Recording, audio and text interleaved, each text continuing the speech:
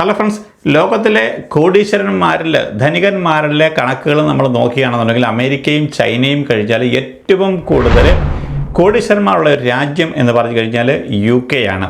എന്നാൽ UK ഇപ്പോഴെ പാവങ്ങളുടെ പാർട്ടിയായ labour government അധികാരത്തിൽ വന്നതോടുകൂടി ഈ ധനികരായ അല്ലെങ്കിൽ കോടീശ്വരന്മാരായ ആൾക്കാരുടെ നികുതി വർധനവ് ഉണ്ടാകുമെന്നുള്ള ആ ഒരു സൂചനകൾ പുറത്തു വന്നതോടുകൂടി ആയിരക്കണക്കിന് ധനികരായ സമ്പത്തുള്ള ഈ കോടീശ്വരന്മാരാണ് രാജ്യം വിടുമെന്നുള്ള റിപ്പോർട്ടുകൾ ഇപ്പോഴേ പുറത്തു വന്നിരിക്കുന്നത്.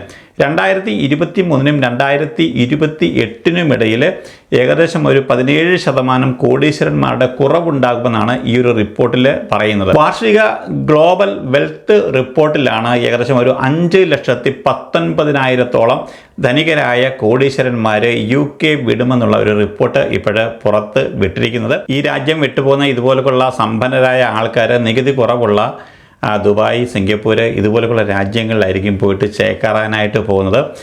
എന്തായാലും ആയിരക്കണക്കിന് 10,000-കണക്കിന് സമ്പന്നരായ UK ആൾക്കാരാണ് UK വിട്ടുപോകാനായിട്ട് ഇപ്പോൾ ലേബർ ഗവൺമെൻറ് വന്നു കഴിഞ്ഞപ്പോൾ ഇതുപോലെയുള്ള വെൽത്ത് ടാക്സ് മറ്റ് നികുതികളൊക്കെ ഇതേപോലെയുള്ള സമ്പന്നരായ ആൾക്കാരുടെ മുകളിലേക്ക് വലിയ വർധനവ് വരുമെന്നുള്ള ആ ഒരു ന്യൂസുകൾ പുറത്തു വന്നതോടുകൂടിയാണ് ഇതുപോലെയുള്ള ഈ ഒരു സമ്പന്ന വർഗം UK വിടാനായിട്ട് ഇപ്പോഴും പോകുന്നെന്നുള്ളൊരു വാർത്തയാണ് ഇപ്പോൾ UK വന്നിരിക്കുന്നത്. ലേബർ ഗവൺമെൻറ് അധികാരത്തിൽ വന്നു കഴിഞ്ഞാൽ അവരുടെ മാനിഫെസ്റ്റോയിൽ ഇവിടുത്തെ മിനിമം വേജ് 12 പൗണ്ട് ആക്കുമെന്ന് നേരത്തെ പറഞ്ഞിരുന്നു. പക്ഷേങ്കിൽ ഇതുവരെ അതിലേക്ക് അവർ പോയിട്ടില്ല. എന്തായാലും ഇപ്പോൾ നമുക്ക് കിട്ടുന്ന ഒരു 12,570 പൗണ്ട് വരെ ടാക്സ് ഫ്രീ ആണ്. അത് കഴിഞ്ഞ ഏപ്രിൽ മാസം മുതൽ അത് വർദ്ധിപ്പിച്ച് മിക്കവാറും അടുത്ത മാർച്ച് 31 വരെ ഇതായിരിക്കാം ചിലപ്പം കണ്ടിന്യൂ ചെയ്യാനായിട്ട് പോകുന്നത്. 12,570 പൗണ്ട് മുതൽ 50,750 പൗണ്ട് വരെ നമ്മൾ കൊടുക്കുന്നത് 20% ടാക്സാണ്. 50,750 പൗണ്ട് മുതൽ 1,25,140 പൗണ്ട് വരെ ഏൺ ചെയ്യുന്ന ഒരാൾ ഏകദേശം 40% ടാക്സാണ് കൊടുക്കുന്നത്. അതിന് മുകളിൽ ഏൺ ചെയ്യുന്ന ഒരാൾക്ക് 45% ടാക്സാണ് കൊടുക്കേണ്ടത്. അപ്പോൾ ഈ ഒരു അതിധനികരായ അല്ലെങ്കിൽ സമ്പന്നരായ UK ഈ പറയുന്ന നല്ലൊരു ശതമാനം ആൾക്കാർ ഇനിയിപ്പോൾ നികുതി കൂട്ടുന്നു അല്ലെങ്കിൽ വെൽത്ത് ടാക്സ് കൂടി ഇൻക്ലൂഡ് ചെയ്യുമ്പോൾ അവർ കൂടുതൽ ടാക്സ് ആയിരിക്കും കൊടുക്കുന്നത്. UK ഗവൺമെൻറ് നേരിടുന്ന ഒരു പ്രതിസന്ധികളിൽ ഏറ്റവും പ്രധാനപ്പെട്ട ഒരു കാര്യമാണ് ഇപ്പോഴേ UK ജയിലുകളിൽ താമസ സൗകര്യം കുറവാണ് എന്നുള്ള കാര്യം. കഴിഞ്ഞ ദിവസങ്ങളിൽ റിപ്പോർട്ടുകൾ പുറത്തു വന്നിരുന്നു. ഈ ജയിലുകളിൽ ഇപ്പോൾ ഉള്ള കുറ്റവാളികളെ പുറത്തു വിടാനായിട്ട് പോകുന്നു എന്നുള്ളൊരു കാര്യം. പക്ഷേ ഇപ്പോൾ ലേറ്റസ്റ്റായിട്ട് വന്നിരിക്കുന്ന ഒരു വാർത്ത എന്ന് പറഞ്ഞു കഴിഞ്ഞാൽ ജയിൽ പ്രതിസന്ധി അവസാനിപ്പിക്കാൻ 10,000 വിദേശ കുറ്റവാളികളെ നാട് കടത്താൻ കെയർ സ്റ്റാമർ ഉത്തരവിട്ടു എന്നുള്ളൊരു കാര്യമാണ്. നീതിന്യായ മന്ത്രാലയത്തിൻ്റെ കണക്കുകൾ കാണിക്കുന്നത് 10,422 പൗരന്മാരാണ് ഇപ്പോഴേ UK വിവിധ ജയിലുകളിലായിട്ട് ഉള്ളത്.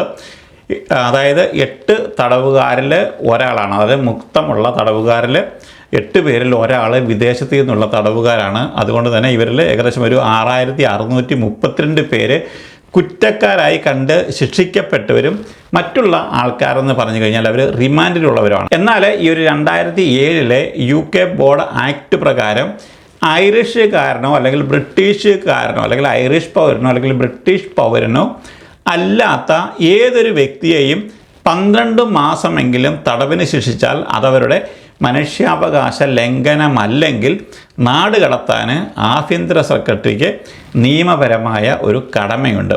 പൊതുനന്മയ്ക്ക് സഹായകരമാവുകയാണെന്നുണ്ടെങ്കിൽ ബ്രിട്ടീഷുകാരല്ലാത്ത ഏതൊരു വ്യക്തിയെയും നാട് കടത്താനും അവർക്ക് അധികാരമുണ്ട്.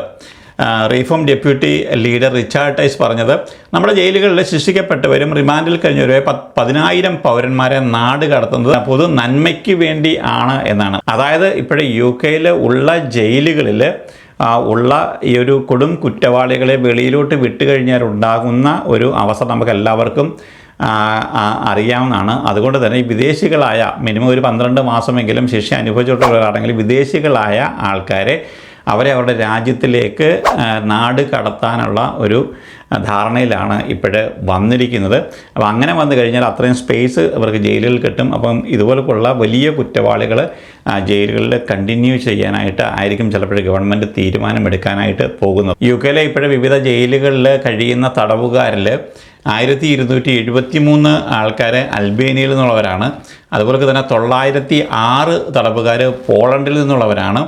750 തടവുകാരെന്ന് പറഞ്ഞു കഴിഞ്ഞാൽ അത് റൊമേനിയക്കാരാണ്. UK ഗവൺമെൻറ് ഇപ്പോഴേ ഇങ്ങനെ ഒരു തീരുമാനം എടുത്തു കഴിഞ്ഞാൽ ബ്രിട്ടന് വെളിയിലുള്ള ഇന്ത്യക്കാർ, പാകിസ്ഥാനികൾ ഉൾപ്പെടെയുള്ള വിദേശ രാജ്യങ്ങളിലുള്ള ഈ ഒരു കുറ്റവാളികൾ ഒരു മിനിമം ഒരു 12 മാസമൊക്കെ അവർ ശിക്ഷ അനുഭവിച്ചിട്ടുള്ളവരാണെന്നുണ്ടെങ്കിൽ അവരെ അവരുടെ രാജ്യങ്ങളിലേക്ക് തിരിച്ചയക്കാനുള്ള ഒരു തീരുമാനത്തിലേക്കായിരിക്കാം ഇനിയിപ്പോൾ പോകുന്നത്. ബ്രിട്ടീഷ് പാർലമെൻറ്റിൽ ഇപ്പോഴത്തെ കൺസർവേറ്റീവ് പാർട്ടിയുടെ ലീഡറായിട്ട് കണ്ടിന്യൂ ചെയ്യുന്നത് ഋഷി സുനക് തന്നെയാണ്.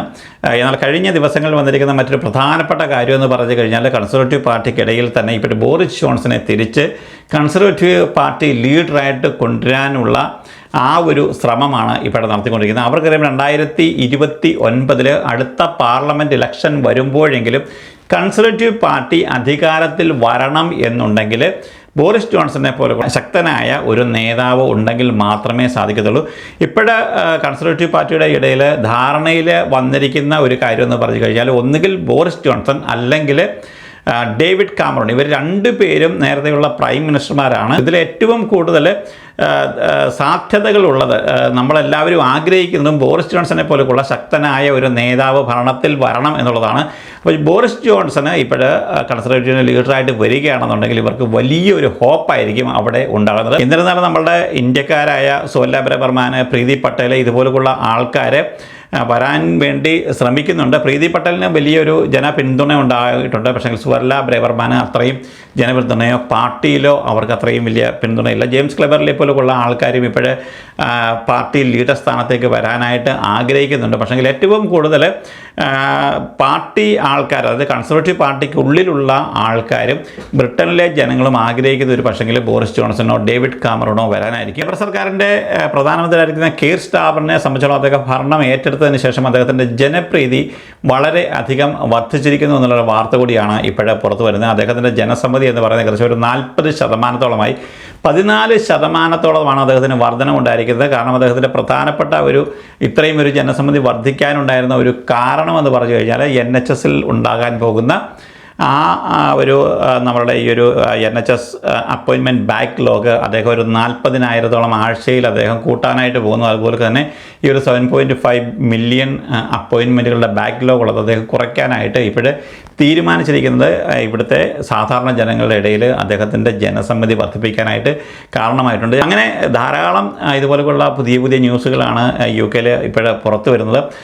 എന്തായാലും ലേബർ ഗവൺമെൻറ് അധികാരം ഏറ്റെടുത്ത് ഒരാഴ്ച പിന്നിടുമ്പോൾ അവരുടെ ജനപ്രീതി വർദ്ധിച്ചിരിക്കുന്നു. ഇനിയിപ്പോഴും വരും ദിവസങ്ങളിലായിരിക്കും എന്തൊക്കെയായിരിക്കും അവരുടെ പുതിയ നടപടികളെന്ന് നമ്മൾ അറിയാനായിട്ട് പോകുന്നത്. എന്തായാലും നമ്മൾ ഏറ്റവും കൂടുതൽ കാത്തിരിക്കുന്ന കാര്യങ്ങളെന്ന് പറഞ്ഞു കഴിഞ്ഞാൽ ഇപ്പോൾ കെയറിൻ്റെ ഡിപ്പെൻഡൻറ്റ് വിസ, സ്റ്റുഡൻറ്റ് വിസകൾ, അതുപോലെ തന്നെ നേഴ്സസ് ഇൻ്റർവ്യൂകൾ, മറ്റുള്ള ആൾക്കാർക്ക് UK വരുന്ന കാര്യങ്ങൾ, ഇതിലാണ് എല്ലാവരും തന്നെ കാതോർത്തിരിക്കുന്നത്. അപ്പോൾ വരും ദിവസങ്ങളിൽ ഇതിന് അനുകൂലമായിട്ടുള്ള കൂടുതൽ വാർത്തകൾ പുറത്ത് വരുമെന്ന് തന്നെയാണ് നമ്മളുടെ ഒരു വിശ്വാസം എന്ന് പറയുന്നത്. അപ്ഡേറ്റുകൾ വരുന്ന സമയത്ത് നമ്മൾ തീർച്ചയായിട്ടും അപ്ഡേറ്റ് ചെയ്യുന്നതായിരിക്കും. മറ്റൊരു വീഡിയോയിൽ കാണുന്നവർക്ക് എല്ലാവർക്കും വേണ്ടി നന്ദി, നമസ്കാരം.